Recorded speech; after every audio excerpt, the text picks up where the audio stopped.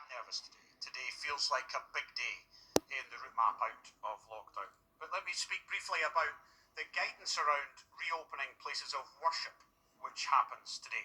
It's been an incredibly difficult time for faith communities who have been unable to come together in person during the past weeks and months of the pandemic. So it's a great relief to many that from today, places of worship can be open for congregational services, marriage ceremonies, and religious life event ceremonies, depending on your place of worship. Places of worship play a vital role in the life of many people, and of course in bringing communities and generations together across Scotland. However, the communal nature of places of worship also makes them particularly vulnerable to the spread of COVID-19, and you can see that from experience around the world. So there are a number of guidelines and regulations that have been put in place to keep people as safe as possible. No more than 50 people should gather in a place of worship at one time. This is to help to manage the risk associated with these larger indoor gatherings. We need to proceed with caution. I know that places of worship have been working hard to place safeguards in place to manage the risk associated with congregational services, and we're grateful to them. The number of people who can gather are lower in some cases.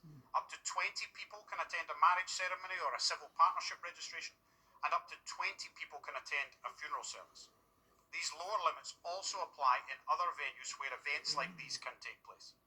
At this stage of the route map, we're stipulating there should be no singing or chanting inside places of worship, even if social distancing can be observed or face coverings are being used. All individuals must keep at least 2 meters distance between others while they are in a place of worship or in the grounds. This does need to be maintained between households, but not if you're in an extended household or a carer and the person assisted by the carer, just as you were outside. We're asking those responsible for places of worship to keep a temporary register of those who attend, staff and volunteer contact details for a period of 21 days. This is to support contact tracing around our test and protect system to allow us to get in touch if anybody in that setting tests positive. When entering or leaving, you should of course wash your hands, ideally with soap and water, and if not, with hand sanitizer.